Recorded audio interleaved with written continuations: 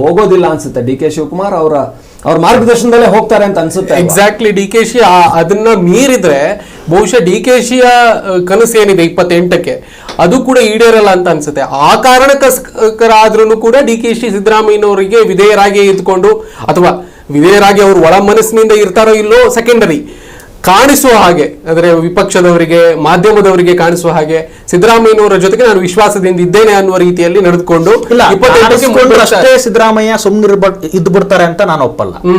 ಯಾಕೆಂದ್ರೆ ಸಿದ್ದರಾಮಯ್ಯಗೆ ಆ ಒಂದು ಇದು ಬೇಕು, ಅಂದ್ರೆ ಕಾಣಿಸ್ಕೊಂಡು ಮಾತ್ರಕ್ಕೆ ಸಿದ್ದರಾಮಯ್ಯ ಡಿ ಕೆ ಶಿವಕುಮಾರ್ ಆ ರೀತಿ ಮನಸ್ಥಿತಿಯನ್ನು ಕೂಡ ಹೊಂದವರಲ್ಲ.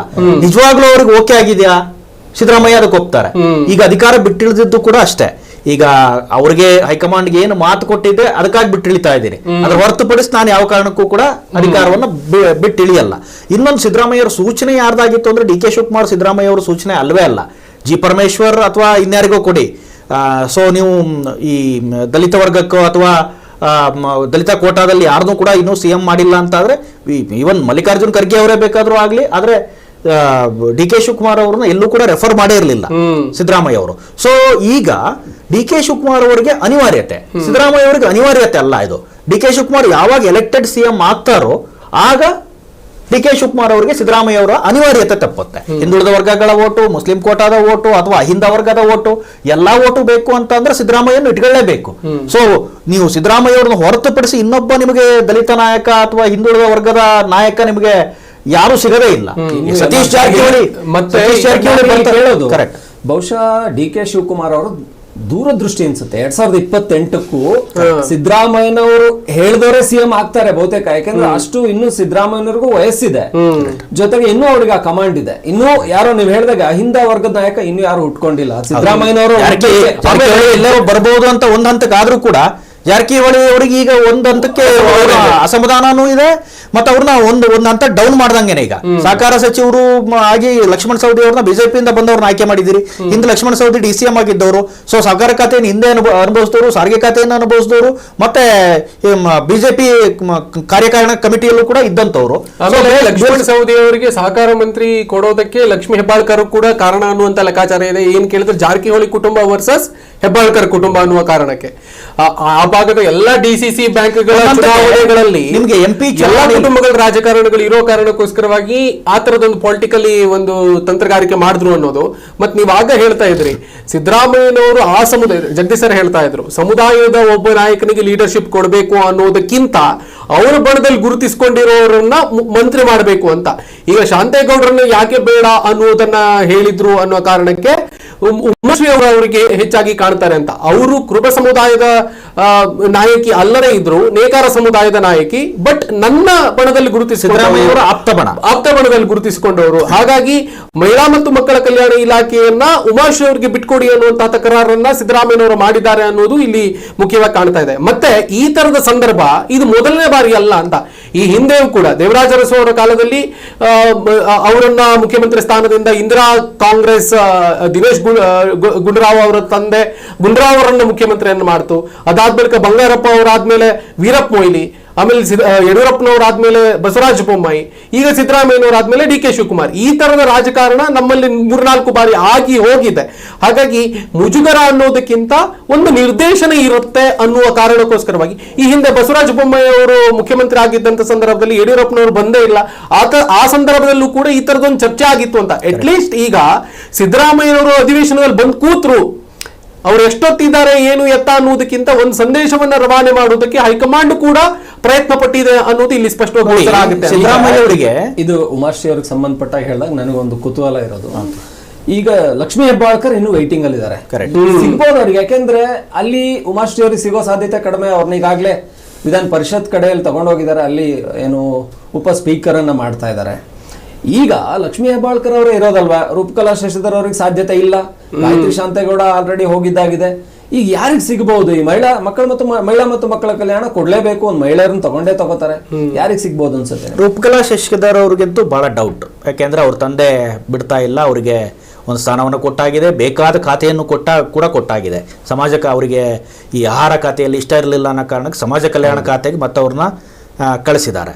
ಸೊ ನಿಮಗೆ ಯಂಗ್ ಕೋಟಾದಲ್ಲಿ ನೋಡಿದ್ರೆ ನಮ್ಮ ಮೂಡಿಗೆರೆ ಶಾಸಕಿ ಇದ್ರು ನಯನಾ ಮೋಟಮ್ಮ.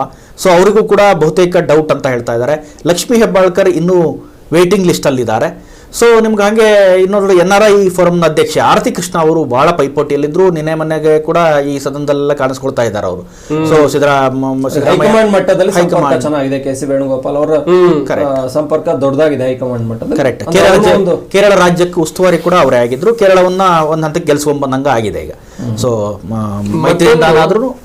ಮತ್ತೊಂದು ಆಡ್ ಆನ್ ಮಾಡೋದಾದ್ರೆ ಚಿಕ್ಕಮಗಳೂರಲ್ಲಿ ಈ ಬಾರಿ ಅಂದ್ರೆ 2023 ವಿಧಾನಸಭಾ ಚುನಾವಣೆಯಲ್ಲಿ 5 ಕ್ಷೇತ್ರಗಳು ಗೆದ್ದಿರುವ ಕಾರಣಕ್ಕೆ ಈ ನಯನಾ ಮೋಟಮ್ ಎಲ್ಲ ಧ್ವನಿ ಎತ್ತಿದ್ರು ಅಂತ. ರಾಜಗೌಡ ಇರ್ಲಿ ಇವರೆಲ್ಲರೂ ಕೂಡ ಧ್ವನಿ ಎತ್ತಿದ್ರು, ನಾವು 5 ಕ್ಷೇತ್ರಗಳನ್ನ ತಂದ್ಕೊಟ್ಟಿದ್ದೀವಿ, ನಮ್ಮ ಭಾಗಕ್ಕೆ 2 ಮಂತ್ರಿಗಳು ಬೇಕು ಅನ್ನುವ ಕಾರಣಕ್ಕೆ.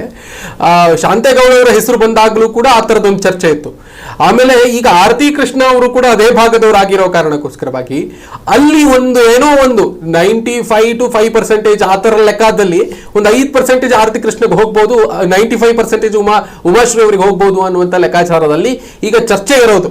ಗೊತ್ತಿಲ್ಲ, ಈಗ DK ಶಿವಕುಮಾರ್ ಅವರು ಹೇಳಿದ್ದಾರೆ ಸದನ ಆಗ್ಲಿ ಅಧಿವೇಶನ ಆಗ್ಲಿ ಅದಾದ ಬಳಿಕ ಉಳಿದಂತಹ ಖಾತೆಗಳನ್ನ ಹಂಚುವಂತ ಪ್ರಯತ್ನ ಮಾಡ್ತೀವಿ ಅಂತ. ಈಗ ಕೃಷ್ಣಪ್ಪ ಇರ್ಲಿ ಇವರು ಒಂದಿಷ್ಟು ಜನ ಅಸಮಾಧಾನ ಇದ್ದಾರಲ್ಲ, ಅವ್ರಿಗೆಲ್ರಿಗೂ ಕೂಡ DKಶಿ ಅವರು ಉಳಿಸ್ಕೊಂಡಿರುವಂತ ಖಾತೆ, ಮುಖ್ಯವಾಗಿ ಕಾನೂನು ಸಂಸದೀಯ ಈ ಒಂದು ಖಾತೆ ಏನಿದೆಯಲ್ಲ ಆ ಖಾತೆಯನ್ನ ಕೃಷ್ಣಪ್ಪ ಅವರಿಗೆ ಕೊಡ್ತಾರ, ಯಾರಿಗೆ ಕೊಡ್ತಾರೆ ಅನ್ನೋದು ಇನ್ನೂ ಕೂಡ ಕುತೂಹಲ ಇದೆ. ಒಂದಿಷ್ಟು ಜನ ಅಸಮಾಧಾನವನ್ನು ಹೊಂದಿರ್ತಾರೆ ಅಲ್ಲ, ಅವರಿಗೆ ಯಾವ್ಯಾವ ಖಾತೆಗಳನ್ನ ಬಿಡ್ಕೊಡ್ತಾರೆ ಅನ್ನುವಂಥದ್ದು ಗುಪ್ತಚರ ಇಲಾಖೆಗೆ ಸಂಬಂಧಪಟ್ಟಂಗೆ ಈ ಎಲ್ಲ ಖಾತೆಗಳನ್ನು ಯಾರಿಗೆ ಕೊಡ್ತಾರೆ ಅನ್ನೋದು ಒಂದು. ಮತ್ತೆ ಮಹಿಳಾ ಮತ್ತು ಮಕ್ಕಳ ಕಲ್ಯಾಣ ಇಲಾಖೆಯನ್ನ ಯಾಕೆ ಹೆಬ್ಬಾಳ್ಕರ್ ಅವರಿಗೆ ಕೊಡುವ ಸಾಧ್ಯತೆ ತೀರಾ ಕಡಿಮೆ ಇದೆ ಅನ್ನೋದಂದ ಅಂತ ಸೂಚನೆ ಏನಾಗಿದೆ ಅಂತಂದ್ರೆ ತನಗೆ ಕೊಟ್ಟಿಲ್ಲ ಅಂತಂದ್ರೆ ನಯನಾ ಮೋಟಮ್ಗೆ ಅಂತ. ಇವರಿಬ್ರು ಕೂಡ ಬಹಳ ಗಳಸ್ಯ ಕಂಠಸ್ಯ ಸ್ನೇಹ ಇವ್ರದ್ದು. ಮತ್ತೆ ಅವ್ರಿಗೆ ಬಹಳ ಚೆನ್ನಾಗಿದ್ದಾರೆ.